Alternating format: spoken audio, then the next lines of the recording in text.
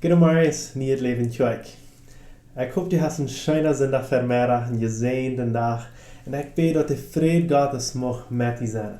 We worden dat van jou een beetje anders, deze tjoik gaan. We worden van jou niet dat zingen, de kindergeschichten, alles hier op dat online programma gaan. Van jou wil we bloß de predigt gaan. En dan wil we over nog top dat avondmaal nemen. So, wo immer du bist, als du wieder für dich bist, mag wir dich einladen, diese Predigt wirklich abzunehmen und dass die mag sehen und dass der Herr Jesus mag die Fälle und zu die reden. Und ich habe von dir ein besonderes Wort für uns alle. Für dich wird das noch nicht weiter. Wir schaffen aus Leben Kirche mit einer Kirche von Brasil. Und das ist nicht eine plattische Kirche, das ist eine portugiesisch redende Kirche. Der Pastor kann zwar plattisch, Arne Pauls, vielleicht auch mal irgendwie seine, oder vielleicht irgendwo Predigten von ihm seine. Aber wir haben schaffen all so lange, als wir aus Leben Kirche schaffen wir mit einem Top. Und das hat eine lange Geschichte. Und von der will ich über eine Sache sagen, was wir von der Kirche, wo würde ich das mal sagen, was wir mit dem ganzen umarmen, und das ist eine Vision, wo wir täglich Tauberaner tun und wo wir ganz rein sein tun. Und das ist besonders eine Sache, wo wir kriegen mit 316 Airport Church Taub schaffen tun. Wenn ihr das Name 316 Airport Church hier tun, vielleicht weiß ihr auch, was das Name 316 ist. Und wenn ihr noch nicht weiter dort ist, die 316, dort war das die Kirche, so den Namen gibt, wenn Johannes 3,16. Der Leib von Gott ist so groß, dass er allem raden will. Und was wir von der reden wollen, ist Krieg der Leib. Und der Titel von dieser Message ist Leib mit Glauben. So, Leib mit Glauben. Und dort war wir immer waren hier von der vielleicht in der Zukunft. Und Epheser 6, Vers 23 ist ein ganz interessanter Vers, wo dort Krieg sein wird. Und dort sagt, du sagst Paulus, ist das, ich bete darum, das ist eine wichtige Sache, für was er betet hat, dass Gott, der Vater und der Herr Jesus Christus, ihnen Frieden und Leib geben, als dort mit dem Glauben kämpft. Und eine andere Übersetzung sagt, dass er ihnen den Leib mit Glauben, und davon habe ich meinen Titel gekriegt, dass er ihnen den Leib mit Glauben geben kann. So, was das Krieg bedeutet, Leib mit Glauben, das hört sich vielleicht ein bisschen funnig. Wenn diese zwei Wörter in einem Satz, was hat das eigentlich mit dem anderen zu tun? Aber wie wurde das zum einen sehr gut verstanden? Eine Sache ist, wenn wir den Epheserbrief sehen, erst zum Beispiel am Anfang, in den ersten Kapitel, da sehen wir, dass wir sehen sind, dass alle Sehnungen sind, all von uns reit. Und dann kommt das in allerhand Troubles nennen, oder in allerhand tägliche Sachen, wo wir die können mit umgehen. Redet viel in Epheserbrief. Und dann, da das letzte im 6. Kapitel sagt, dass wir haben nicht einen Kampf mit bloß mit Fleisch und Blut, sondern du sind eine höhere Kraft, du sind Gäste, gegen was wir zu kämpfen haben. Und als Paulus dort ist vor dich auf, dann betet er für den und er sagt, dass wir kein Leib mit Glauben haben. Und du hast ein anderer Bibelvers in Galatas 5, Vers 6, wo das Salzie unterstreichen wird. Das sagt mehr das Salzie, das heißt es, dass bei Christus Jesus teilt das nicht ein Bet, ob wir beschnitten sind oder nicht. Er verlangt Glauben, der durch Leib zum Verschieden kommt. Er verlangt Glauben, der durch Leib zum Verschieden kommt. So hier sind das Salzie zwei Wörter. Er verlangt Glauben, der durch Leib zum Verschieden kommt. So, was sind diese zwei Wörter, Leib oder Glauben? Und wir wollen von dir ein bisschen nur Glauben checken. Was ist Glauben? Was mehr Glauben? Und hier ist Krieg, wo unsere Botschaft von dir so reich anfangen. Wenn ich Leib habe, ohne Glaube, was hält mich dort? Wenn dort bloß Lade Leib ist, dass ich bloß den anderen am Arm habe, aber dort nicht ein Glaube, dort heran ist. Oder wenn ich Glaube noch habe, aber du nicht, dass du nicht mit dem Leib schaffen, top schaffen, wo schafft das? Das bringt nicht gute Frucht. Also ich muss diese zwei Dinge bringen, dass ich Leib habe und auch, dass ich Glaube habe. Und diese steht hier in Galater 5, Vers 6. Das ist sehr interessant, wo das hier anfängt. Bei Christus hält nicht ein Bett, ob wir beschnitten sind oder nicht. Wenn wir checken im Alten Testament, was wäre Beschneidung? Was wäre Beschneidung für Abraham? Was betekent dat hij beschneden wird? Wenn wir checken, was das für ihn betekent, die Beschneidung, das betekent für ihn, dass er Glauben hat. Und nu sagt das hier, das ist nicht mehr wichtig, ob beschneden oder nicht. Das ist nicht mehr, das hier sagt, bei Christus Jesus hält es nicht im Bett, ob wir beschneden sind oder nicht. Er verlangt Glauben, der durch Leib zum Verschen kommt. So, was geht das nu, dass er Glauben ohne Beschneidung verlangen wird? Ihr schau mal, wenn du soll Glauben sein, musst du Beschneidung sein. Beschneidung, nu, wenn du, ist das nicht wichtig, als du erst. Du kannst Beschneidung sein, aber du musst nicht Beschneidung sein. Und wenn Wort ist das nu nicht mehr wichtig. Wenn es durch Jesus wie der Radung nu ab ihr gekommen, der Glaube, wir können nu den Glauben an Jesus Christus haben.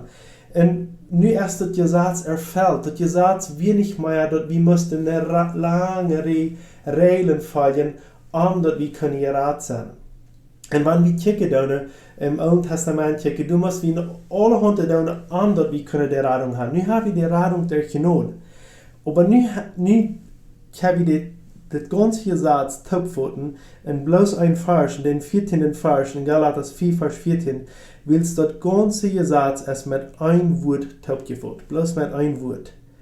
Und dort ist, du sollst ihnen nur bei Jerose Gott sein, als die selbst. Oder kriegst du Life haben, oder Leben. So kann wie sein, wo das ganze Gesetz, diese ganze lange Alte testamentliche Bücher, wurde in ein Wort topgefoten worden. Und dort ist Life. Unsere Nächsten Gott sein, Jesus Gott sein, Gott Gott sein. Ich habe gesehen, wo uns Gott anders denken, dass wir nicht mehr durch Gesetze denken brauchen, was mache ich, kann ich das oder kann ich nicht das? Wenn ich, kijk, lebe ich Gott durch, lebe ich meinen Nächsten durch, dort ist es sich das Gesetz topgefoten, ganz auf einmal. Und wir sehen, dass nu Glaube hat viel mit Life zu tun, auf ein oder der andere Weg. Aber trotzdem weiß wir noch einmal, dass die Rettung bei uns kommt durch das Geschenk und das ist Glauben, nicht so? Und dann habe ich hier ein bisschen ein Trouble. Viele Mal, durch ein Buch, wo einmal wahre Personen gewesen sind, wo sie nicht so reich annehmen können. Und dort ist Jakobus. Wenn's wie hat die Jerot gesagt, ich brauche nicht mein mehr beschneiden, dass ich kann glauben haben, oder dass das betekent, dass ich glauben habe. Ich brauche nicht mehr was tun, ich brauche nicht mehr was beweisen. Ich brauche nicht mehr von Büten was tun, dass ich sage, ich habe Glauben. Und dann kommen wir auf das Buch Jakobus, und hier kommen sehr viele Menschen ganz durcheinander und sagen, was? Das stimmt nicht mehr, das ewige Part von der Bibel top. Das geht ganz genau. Sogar Luther hat investiert, Martin Luther, was die Bibel in Hochdeutsch übersetzt hat, er hat ein bisschen Trouble mit dem Buch. Er kann das nicht ganz glauben, wo geht das, dass Jakobus das geschrieben hat. Zum Beispiel, wenn wir Jakobus 2, Vers 17 reden, du sagst das so. So ist es auch mit dem Glauben. Wenn du nicht Wolken hast, ist du tot. So, Luther hat, die ganze Bibel sagt, ich brauche nicht Wolken haben, um gerettet zu werden. Ich brauche nicht was bewiesen. Ich brauche nicht beschnitten werden. Ich brauche nicht vom Büten was tun. Nun sagt das auf einmal hier, so ist es mit dem Glauben. Wenn du nicht Wolken hast, ist du tot. Aber dann führt ein paar Vers wieder, den 26. Jakobus 2, Vers 26. So, als auch der Körper ohne Jesus tot ist, so ist auch der Glauben ohne Wolken tot. So, wie hat hier, was ist denn ein toter Glaube? Was ist ein lebendiger Glaube oder was ist ein toter Glaube? Ein toter Glaube, dort ist alles, was aus unserer eigenen Kraft passiert ist. Das ist, wie Wolken haben, was aus unserer eigenen Kraft rauskommt. Der eine sagt nu vielleicht, ich brauche meine Rettung ist ein Geschenk, das ist durch Gnade, ich brauche mich nicht mehr beschneiden lassen, ich sehe nicht mehr von das Alten Testament, ich sehe nicht mehr aus dem Gesetz, ich brauche nicht mehr da und setze sich im Jängelstuhl da und trinkt Terere und denkt, für mich ist alles gut. Ich brauche nicht mehr Wolken haben. Und der andere sagt, ich muss so eine Kurve fahren, ich muss so tun, ich muss mich beschneiden lassen, ich muss so ein Gesetz lassen, ich muss... Und einige Menschen, die merken, so ein Gesetz, und der andere kann so ein Gesetz haben, und der andere kann sagen, ich brauche nichts tun. Verstehe ich, wie von sehr zwei Kanten kriegen. Einer wird sehr gesagt, weil in der eine sagt, ich will nicht tun. Und dann kommt auf einmal dort Jakobusbuch und sagt, der Glaube ohne Werke ist tot. So, was sind diese dode Werke, oder was sind das dode Glaube? Das ist alles, was uit meine eine Kraft passiert ist. Zum Beispiel, wenn wir nu zijn, du bist ein armer Mensch op een gas, en den fehlt eten te brengen. Wenn ich sage, ja, ich werde ein Kilo, oder ich werde eine Schief Polio ja rostchecken. Und ich muss das bloß wiesen, dass ich den Polio ja rost gekauft und sagen, ich habe das getan. Ich habe das von mein Fleisch, von mein Eck getan. Oder ich kann das tun, dass Jesus, der hat mir gesagt, dass ich soll den armen Menschen eten geben. Und dass ich das durch Jesus seine Leib tue. Verstehe je, dann ändert das Bild ganz und gut. Dann ist es nicht mehr ein döden Werk, dann ist es, sondern dann hat es die Frucht gebracht, dort ich diese Werk tun will. Und dann ist mein Glaube auf einmal was ganz anderes. Dann ist mein Glaube viel mehr, dass die Leib mich driven wird. Ich will von dir von 3 Stauben von Glauben ein klein bisschen reden. Glauben, sei wie je gerotzt, dass das der Glaube, der rät uns, nicht so? So, der erste Staub von Glauben ist, dass wir durch Jesus die Rettung kriegen und dass wir nie Leben kriegen. Und wenn wir uns bekehren, dann ist es so, dass wir uns Leben auf Fuß anfangen, Schritt für Schritt zu verändern. Ich glaube, dass ihr alle investiert in mitfallen, nicht so? Wenn ich ein Kind Gottes war, dann auf einmal sage ich, oh, ich soll nicht mehr das tun, oder ich soll nicht mehr das tun. Ich kenne von einer Frau, wo sie hat sich gerutzt bekehrt und sie gleich die Bibel sehr. Und sie wird ganz mit der Bibel, jeder Tag die Bibel lesen, dann nimmt sie ihre Bibel jeden Tag und sie wird gerutzt bekehrt, sie wissen nicht, von wo Christenleben schaffen leid und sie gleich sehr Zigaretten, oder sie ist wie eine Schmeckerfrau. So, sie hat einmal, laut jeden Tag ihre Bibel und hat ihre Zigarren eingesteckt. Und dann fällt, wie sie so sehr in der Bibel lesen werden, dass sie dachten, oh, das ist interessant, was das hier sein wird. Und dann fällt der Arsch von den Zigarren ab der Papier der Bibel ab. Und sie pusten, wo sich weichen, versägt die Bibel, dass das nicht die Bibel anstecken wird. Und auf einmal wohnte Herr Jesus, vielleicht erst schmecken soll das nicht mal ein Part von deinem Leben sein. Du hast ja nie Jesus, du bist Part von Jesus. Und so lehrt Herr Jesus dass sie frei werden von Schmecken und dass sie die Bibel lesen, ohne dass sie schmecken wird. Kei seine, wo wenn wir Jesus kennenlernen, der erste Staub ist, dass er uns Leben verändern wird. Und das wird er immer tun. In mein Leben, wird von der ersten Tag sind, und dann haben wir Sachen, du veränderst mich. Und du weißt mir, ja, oder dort. Und ich denke, was habe ich und dort nicht mal gedacht. Das ist doch sehr kinderlich von mir, dass ich nicht an das gedacht habe. So, das ist ein Staub. Und dann der zweite Staub von diesem Glauben, was der an uns steht, wenn wir in Glauben an unserem Herrn Jesus Christus haben, fängt an uns zu merken, dass wenn wir die Bibel lesen, dass ich dort anfange zu glauben, für mein Leben, dass ich dort sehe. Ich treffe mich immer wieder mit vielen Menschen und ich treffe mich viel mit mir selbst. Dass ich lese irgendwas in der Bibel und ich sehe noch nicht so, dass das mir beschrieben wird, so als ich als Christ sehe. Und dann denke ich immer, was nicht? Nicht so? Und ich glaube, so viel länger wie im Glauben gehen, und dann muss wir immer da lernen zu glauben, und das ist ein Schritt vom Glauben, dass ich dort war, wo das Buch sein wird. Zum Beispiel, dass ich nicht mehr bloß Angst habe, wenn ich weiß, ich sehe nicht mehr ein Kind von der Angst, sondern ich sehe ein Kind Gottes. Zum Beispiel, dort ist in Römer 8 geschrieben. Und wenn ich das geschworen habe, dass ich nicht mehr von der Angst ungenommen war. Aber das sind verschiedene andere Sachen, dass ich, dass ich nun ein freier Mensch bin. Dann weiß ich auf einmal, ich brauche nicht mehr in der Losters leben, ich brauche nicht mehr janten, ich brauche nicht janten sein. Wenn es die Bibel sagt, ich bin ein freier Mensch. Ich fange dort an zu glauben, was das Buch für mich ist. Das ist meine Nachrichten, das Buch sagt mir, wer ich bin. Und dann, wo ich dort wirklich, dann sehe ich wirklich dort, wo das hier sagt. Dann ist das nicht mal eine schöne Geschichte, sondern das ist wirklich, das wird genommen und das wird auf mein Leben abgemerkt. Und dann ist der dritte Schritt von der Glaube, dort ist, wo wir von der reden. dort ist der Glaube, was sich wiesen wird.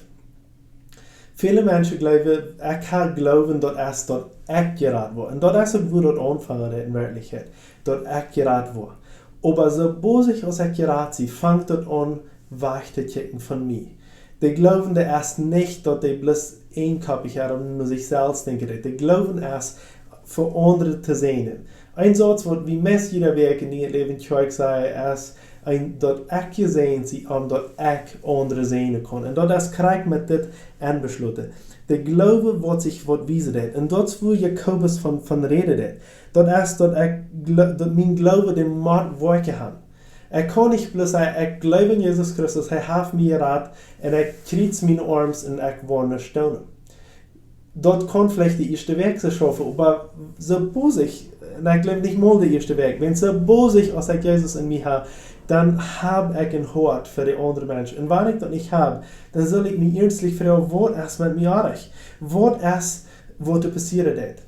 Weil hier ist nun denk, wenn ich nicht live habe, dann wird das auch alles, dann wird das nicht fein taub schaffen.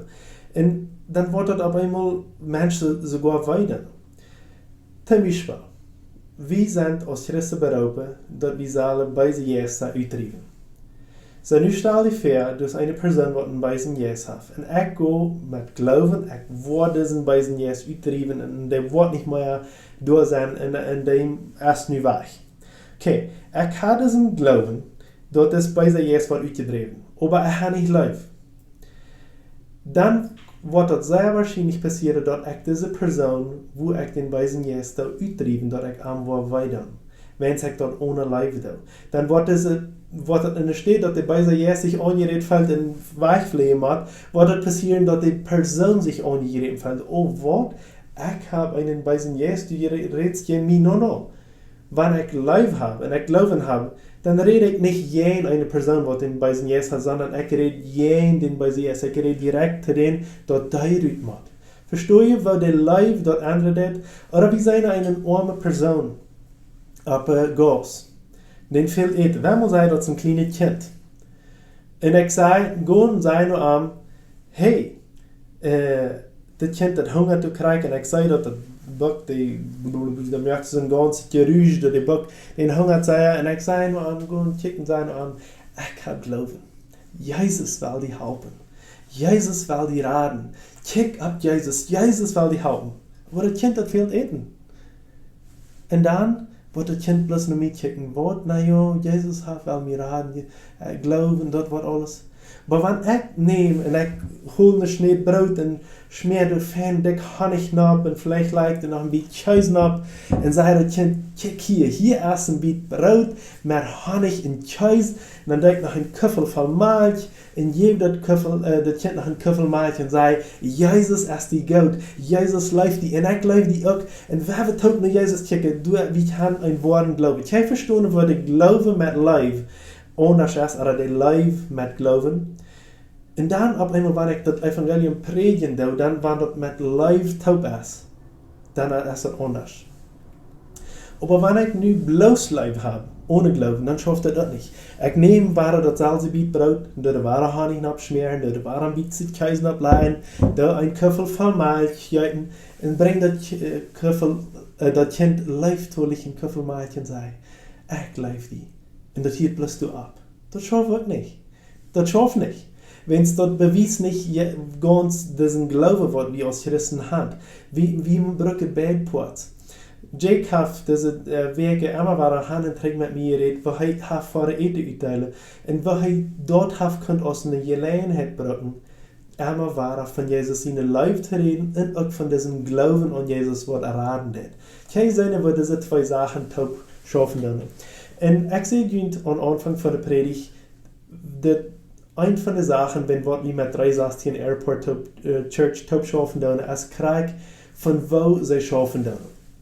Die haben allemaal bestimmt diese Videos, die zijn von diesem roten Truck, aber wie als Tag kann je nu ook al einen roten Trailer, wo wir mit Raum fahren doen. En das Ziel von dit krijg is alles live met geloven. Wir wollen live beweisen, aber wir wollen auch den Glauben predigen. En die taub zijn fan taub passen. Kei seine wat, wenn wat Aber das ist eine Sache, wo ich sehr beeindruckt bin. Wir sind hier noch nu krijg in Brasil en ik zie einmal war ich vor jeder Weg, paar Mal der Weg naar de stad, dat hier sind 60, 70 Kilometer auf, dann fahre ich naar de stad, wo diese Kirche ist und habe al verschiedenste Sachen könnt merken, wo das Tracker uitfahren deed, aber wo verschiedenste Sachen gedaan worden, auch in dieser schwere Zeit, und wo das beides kann gepredigt worden, live und Glaube. Ook een paar weken terug, dat is nu een paar maanden terug, als de groep, zoals de groep, de baas van Bolivien naar Brazil voert en dat we doen anniversarium met vieren, dan passiert wat zeer, zeer bijzonder. En ik weer zeer daarop engagiert, dat ik dit alles met zijn kan. Dat is waar ik krijg, live met geloven. Ik voel met pastoralen op een gasthoop. En we vangen door op een gast een persoon, een zeer arme persoon, in vele wegen. Hij weer een homoseksueel, dus hij deed zich een beetje zoals nu früh aantrekken, dat wie een mansmensch. Hij deed zich een beetje zoals nu früh aantrekken en wir zoals huurt eigenlijk op een gast heran, wanneer dat onze woord ganz applaudis zijn. En we voeren de ek en pastorale voeren door. En wie dan ben de rode licht stilhouden, moesten de stilhouden. Pastorale merkt voet het venster op en roept is een man. En wie würden denken, wat, zo'n man is dit roepen? En zeg ik, hey, ik ga die op een paar weken niet meer in de kerkje zijn. En ik dacht, wauw, der is allemaal in de kerkje was, zo'n große mens, wat zijn leven is dit voor dat. En Arno vertelde me nog, hey, jongen, die wil immer waar in de kerkje was. Hey, ik ga die op een paar weken niet meer zijn, was van jou zo ons niet komen, we gaan maar de kerk. So, en werkelijk, so ovens kwam hij de kerk. Dan had hij, als hij de kerk nee kwam, had hij zich voet zeer slaag geveld. En du wir voets eine groep mensen, ze leiden aan dan naar de boodschap en zeiden, wie waren die, hier is een boodschap, die kost die Boden, die kost die Schmackboden en Schmackkamen. En dan holden ze voets reine Kleider, gaven aan reine Kleider en zeiden, wie leven die, wie zijn die goed, wie willen die helpen. En zij bewijzen aan zeer veel lief, ze hadden aan voets eten gegeven. Kijk zijn wat ze am live beweisen werden. En dan nog her, aus der Gottesdienst ran, der wie ein ferner Gottesdienst, dann kommt ein Port, wo abgerufen wird, wer Jesus annehmen will. Und wer glaubt, wie kommt den Tag noch her, Jesus abzunehmen? Kriegt diese Person. Und du kommst bloß die Person noch her. Und als ich das sage, ich muss bloß healen. Wenn es kann das sein, dass der Live hat so viel gedaan, aber nu weer de geloven pot gekomen. Kijk zijn wat de toparbeider deed, want wie maakt live bewijzen. Aber wie maakt ook den geloven predigen, den geloven mensen wijzen. En dat is een zaak, wat wie zei als niet leven kerk gleichen. En daar wens dat we zo eng met deze kerk, met 316 kerk te schaffen. Wens we dat gezien hebben, ze zijn een bijzondere kerk, wat betekent zijn van dit, dat ze live met geloven uitwenden, dat ze dat in kerken en christen zijn bijna gaan. En dat is wat we ook willen. Ik ga je zijn in niet leven kerk, we hebben ook al veel van dat in ons bijna. En ik geloof, we hebben ook veel te bieden voor verschiedenste mensen op deze wereld. We hebben, wanneer ik zo zei, we zijn een kerk waar veel live bewezen wordt. Ik kon me nog denken, bevor deze ganze Pandemie anfangen deed, hoeveel omarmingen we in de kerk hebben, waar we verschiedenste mensen omarmen doen, maar ook waar we verschiedenste mensen die den geloven predigen willen. En ik wil ons merken, ook in deze tijd, dat we de live van Jezus wijzen doen, maar ook den geloven, dat we dat beides doen. Niet bloß live bewijzen, niet bloß horden geloven predigen, sondern dat ook doen. Live met geloven. Kijk verstaan waar we als christen, dat zal van buiten ganz aan ons neergeschreven zijn. Live met geloven. Alle weten over ons. Live met geloven. Dat is wat we zijn. Dat is wer we zijn. We hebben einen geloven te bieden, aber während wir dat doen, dan willen we leven. We willen omarmen. We willen eten geven. We willen mensen dat bewijzen dat we en goed zijn. Geen amen zei te dit, geen halleluja zei te dit, dat we kunnen live met geloven werkelijk zijn. Zo is het in Galater 4 vers 8 zegt, wie Jesus Christus telt het niet een beet als we besneden zijn oder niet, hij verlangt geloven, der der Glaube zum Verstehen kommt. Oder eine andere Bibel sagt, der der Glaube wirksam wird. Der Glaube wird der Glaube wirksam. Wanneer ik geloof heb en wanneer ik live doet dan wordt dat werkzaam, dat wordt kracht brengen, dat wordt mensen veranderen. Zowel we onze hang uitstrijken en wel we dat krijgen, wat de Herr Jesus von dir voor ons heeft. Amen. Jesus, wie sei die dankschön, dat du ons Glauben gegeven hast und dass wir durch Glauben können von dir geraten worden, dass wir nicht mehr Brücke beschnitten worden an einer Reihe gesagt zu fallen, sondern dass wir dort durch Leib erfüllen können, dort wo das gesagt sein wird, unseren Nächsten Gott zu sein, die Jesus Gott zu sein, Gott als Vater Gott zu sein. Und wie wollen diese Leib, was wir für den Vater haben, aber auch für unsere nächsten Hand, wirklich vollem Evangelie in uns beide haben. Und ich bete über einen Segen über uns und ich bete, dass diese Leib kann Wunder bewirken und dort werden wir Leib beweisen, dass wir den Glauben an Jesus Christus können predigen, dass wir dort den Glauben können predigen, dass Kranke können geheilt werden, dass wir den Glauben können predigen, dass jeder musste rütflehen von Menschen, wo die Beine sind, dass die Leute wegrennen. Im Namen Jesus Christus fällen wir uns mit dieser Kraft, wo wir Pfingsten überreden, dass wir können gefällt sein mit den Heiligen Jesus, fallen, im Namen Jesus Christus. Amen und Amen. So, nu wollen wir noch taub das Ovenmal nehmen. Und ich möchte sagen, wenn du das noch nicht hast, dann hol nu das Ovenmal weg bei dir. Und wollen wir das taub nehmen, als Kinder von Herrn. Amen. Das Ovenmal ist so wahrscheinlich. Das sagt es in 1. Korinther 11, Vers 23 wieder. In der Nacht, als der Herr Jesus verroden wird, nahm er das Brot. En als hij de vijand dankt, tot berührt hij dat en zei, dit is mijn körper, die voor jullie gebruiken wordt. Neemt dat en eet, om aan mij te denken. Jerozo nam hij na eten ook den Köffel en zei, dit Köffel is de nieuwe bund in mijn bloed. Wanneer je dat drinken, doet het om aan mij te denken, om Jezus te denken. Jedersmal, also wanneer je dat brood eten en van dit Köffel drinken, zei je met dat de Herr gestorben is en dat zo lang dat hij waarheid kent. So wollen wir für das Brot und für diesen Wein danken. Und die kostet alle in deine Hand nehmen und Dankeschön sagen, Jesus, was er für dich gegeben hat, dass er sein Leben leid breken für dich und dass er sein Blut leid schälen für deine Sinnenvergebung. Dankeschön, Jesus, dass du für uns deinen Körper verbrochen hast und dass du leid dein Blut schälen und dass meine Sünden können von dir ganz und gar vergeben sein und dass ich ein neuer Mensch sein. Ich will dich loben, preisen für das Verreich, dass wir das Abendmahl können zu uns nehmen und dass wir können diesen Bund durch die erfahren. Ich möchte beten, dass wir, wenn wir das Abendmahl zu uns nehmen, dass wir können das in die gehen tun und dass das können uns stärken und dass wir als Christen Gottes können als Kinder Gottes können ein Licht in dieser Welt sein. In die Namen Jesus. Amen. So, ich möchte die Mut merken, wo immer du bist, dass du allein bist oder in jeder Gruppe bist. Nimm ein Bit Brot heran, was immer du hast, und weil wir das taub nehmen und an unseren Herrn Jesus Christus denken.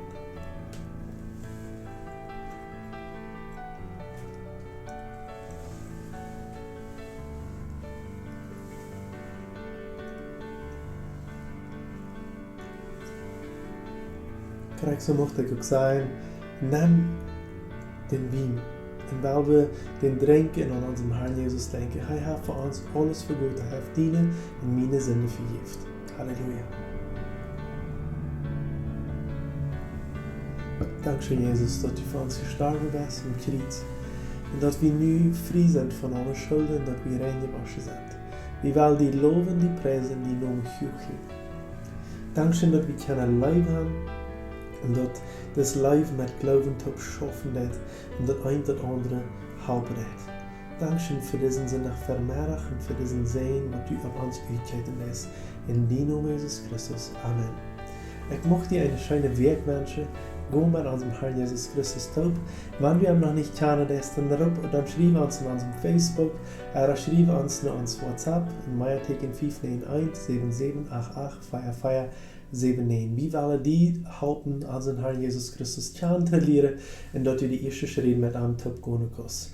Mach Gott die Sehne und bis nächsten Sonntag. Gottes Segen.